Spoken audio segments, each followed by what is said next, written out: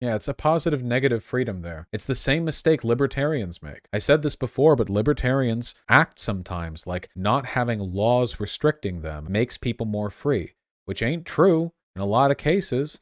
Legal systems lay the foundation for the structure of self-protection that allow people to live free lives. And likewise, you know, anarchists, at least Twitter anarchists, you get rid of hierarchies, then it's like, well, now things are better. Like, well, in a lot of cases, yeah, but not intrinsically. Anarchism has never been pro-law. I am anarchism. I don't give a fuck, okay?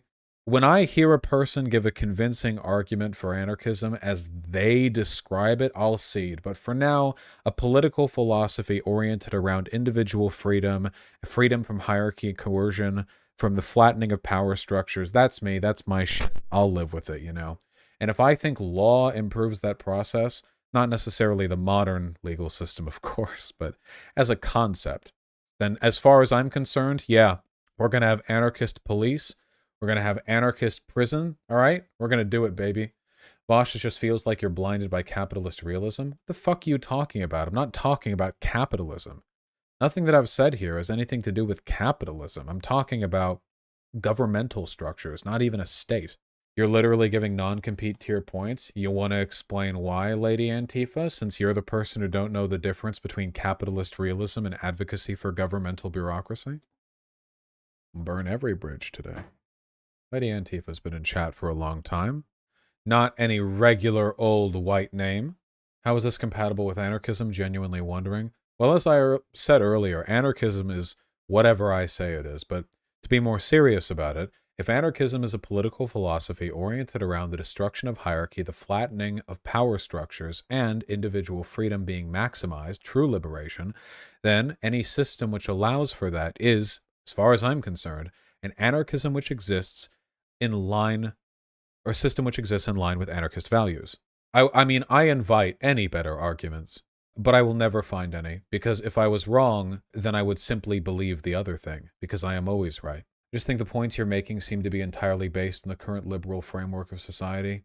You know who I hate more than anyone? Liberals. But you know who I hate more than anyone, including liberals?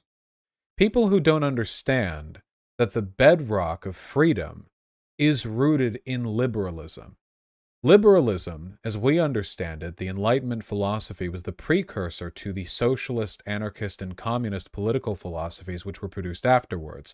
Many of the critiques of capitalism were oriented around the idea that capitalism failed to live up to the achievement of liberal values like democracy, equality, fraternity, the French systems there. It must be understood that while we are very far from an idyllic society, we are also in this moment in a liberal democracy closer than any society has ever been at any point in time. Not here necessarily in America. America's shit, but this right now is the closest we've got to the pinnacle. It's not nearly close enough, but it is the closest. The Soviet Union was less socialist than the United States. Anarcho-primitivist human tribes or whatever were not more free or better than what we have now. And what you should take from this is not a celebration of modern liberal democracy. No, not at all. Would you celebrate a mound of dirt 6 inches off the ground because it better resembles a skyscraper than the flat earth next to it? No, of course not. Recognizing that you're as close as you've been to the top is not the same as celebrating how far you've come. These are entirely different things. Yeah, base dirt, I know. This is what I mean you're doing Whig history. Lady Antifa, you're free to complain all you like, but I haven't seen any arguments. I'm right. So many people on the left define themselves as being opponents to liberalism, but they don't understand that the only reason liberalism is bad, well, not the only reason, one of the main reasons, is because it fails to live up to the values that it holds at its core. Equality, democracy, fraternity, or brotherhood, whatever you want to go for. But you have to understand this remains an essential bedrock. Does do legal systems come across as particularly liberal to you? Well, yes, they are.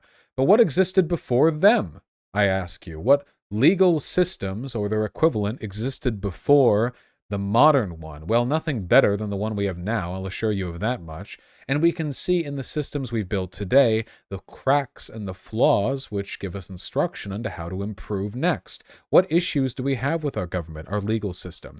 Well, to me, the simplest one is capitalism.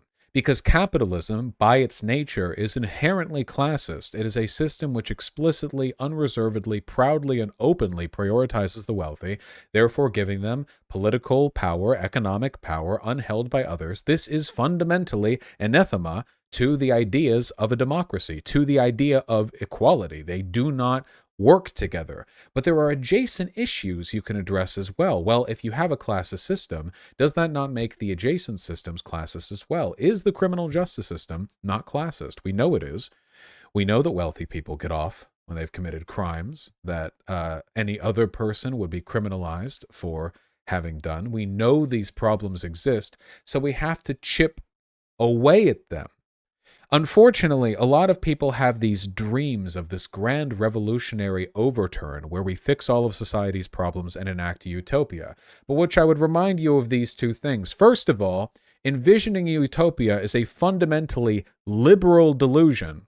The idea of a end to history, the idea of a finished government. It will never happen. You delude yourself. You want to abate the ticking of the clock. You want to stop the mechanism from turning. It's delusional. It'll never happen. Not in a million years. People will still fight. They will still kill. They will still die. Nothing you do or can do will change the fact that we are, as a species, driven towards conflict, external and internal. We will fight against the things we build, and we will build things we are destined to fight against. And I think that's great.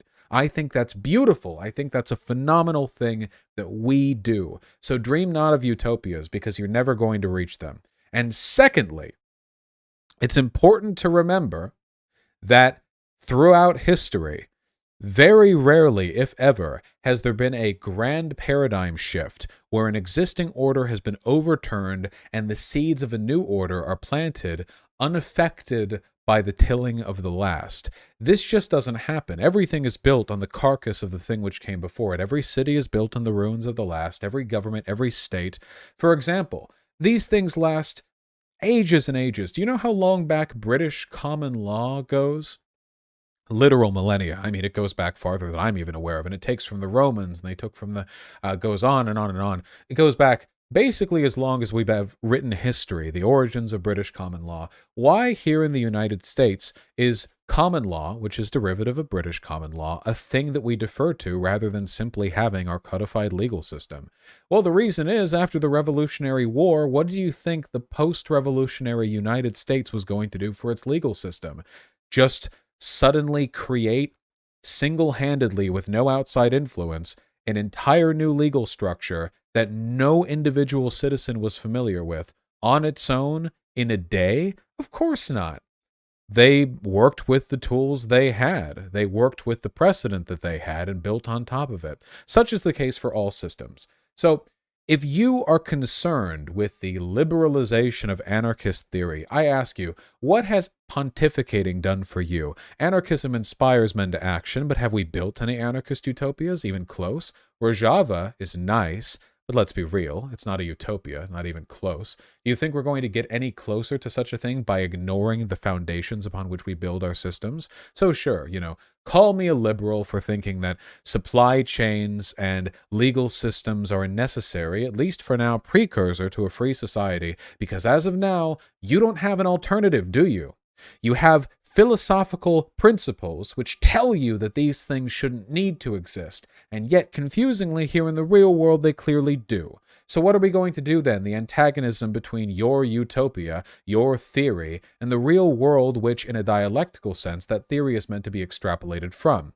Well, I say we do what Marx would have done, which is we take the material conditions of the world in which we live, and we use theory as a framework, a guiding text, to determine how we respond to those conditions and improve upon them. This is why Marx spent so much of his time critiquing capitalism and not so much building communism. Understanding how do we synthesize this knowledge with real practical action. That's Praxis, and that's what I'm interested in. I don't give a single shit about the hypothetical pretext of some futuristic anarchist society where everyone lives in a commune, there's no legal system, and people who murder others are banished. This is a fantasy. If you want to go live in that system, go form a commune and run off into the forested hills of the Norwegian fjords. Go have fun, live out your dream, all right? But that's not the world we live in now, and it's not the world we're going to live in for an unfathomably long period of time. So fuck that. I would much, much, much rather talk about things we can actually do, you know? And so many people define themselves. You understand that what you're doing when you do this more anarchist than thou bullshit, it's not just gatekeeping. You're doing a kind of specialized form of conspicuous consumption, all right? Defining yourself not through your personality, your values, your identity, but rather through the extent to which you can posture and front a sort of, mirrored reflection of an ideology that you're making your... See, I don't care about labels, really. I go with Libertarian Socialist because it's very broad and, it encompasses my ideology, but call me not an anarchist. All I'll ask you is your anarchism better than my anarchism, or do all you have is retarded fucking, theory snippets that have nothing to do with the real world? And unfortunately, that is the reality I'm confronted with overwhelmingly, eggheads who are just single-mindedly interested in ignoring any real fucking world consequences. So sure, posture. As I currently am posturing extensively, by the way. Vaush, I'm begging you to read into Dual Power what orgs like Black Socialist America are doing. A critical problem. I've already read Dual Power 3 times because I thought reading it twice would be too, pastiche. And I run the Black Socialists of America. Can you argue in favor of a state from an anarchist POV? You could, if for some reason you were led to believe that the preceding conditions would necessitate its existence, but given the fact that I don't think you could make an argument for those pre-existing conditions existing, no. It'd be like, can you make a utilitarian argument for racism? And the answer would have to be, well, if you lived in some kind of fantasy universe where one of the race was orcs and they were inherently biologically, magically evil and nothing could ever change that, it's like, okay, well, there, I'm dumb, but what's the difference between a government and a state? A state is a nation state is a specific geopolitical entity. A government just refers to any form of governance at all. I guess a good distinction would be the idea of the difference between self-defense as a concept and the institution of a city police force, if that makes any sense, or I should say community protection and a city police force, where community protection is a really broad thing that's kind of good and necessary as a concept. And then once you sort of institutionally codify it to a point, then you have a police force. And I'm in favor of one and against another. And I think that, it's a comparable sort of thing there. Vaush, I'm engaging in good faith. Also, Vaush, yes, I run every libertarian socialist org in the US and you don't. Lady Antifa, you haven't given any arguments. I'm very sorry. I'm not interested in this. Oh, you're wrong. Oh, you're wrong. Oh, you're wrong. Read this book. Very boring. If you have an argument to make, first, your argument was capitalist realism, which was an inapplicable concept. And then second, you brought up, understanding dual power and a sort of liberal framework of the nation state, on which I went a rant for 20 minutes, I feel like I'm responding to what you're saying. I'm not going to respond to you should read this book with I'll engage with this chatter after I've finished reading the book. Come on. Obviously, I'm not going to do that. I'm going to make fun of you for even, posturing. Moonshiners go blind all the time. Yeah. It's just, it's dangerous stuff, folks. It's dangerous stuff. Guys, I don't even want to eat food that wasn't made by an FDA regulated company. We get enough spinach recalls for having shit in it, with the regulations. And it was so much worse before that book. What was that book? It was the book about a lack of regulation in food production in some big city. The Jungle, Upton Sinclair's The Jungle. Right. Legit question. When you talk about being against the state, even when we agree with it, in regards to anarchism, would you agree that said opposition takes far different forms in each cases? Character limits re? Yes. Opposition in this case doesn't mean always attempting to overthrow. Opposition, I just encourage everyone at all times to be fundamentally opposed to institutions of power. I think that's just a good general rule to have. Even if you lived in an anarchist society, there would still be, locuses of power. And in such a system, I think that you should continue to oppose them. Of course, your opposition should be, enacted in a way which brings about the greatest possible utility. It's not as though you should treat power centers within a fascist government and an anarchist government identically. One might require a total overthrow through violent action, and the other might mean you're simply very distrustful of the power they wield. That sort of thing. But aren't most people lazy, Vaush? Yes, of course. But it's a pattern of behavior we indicate either way. So I think, or exhibit either way. I think we'll be okay. All right, all right. Stop, stop, stop.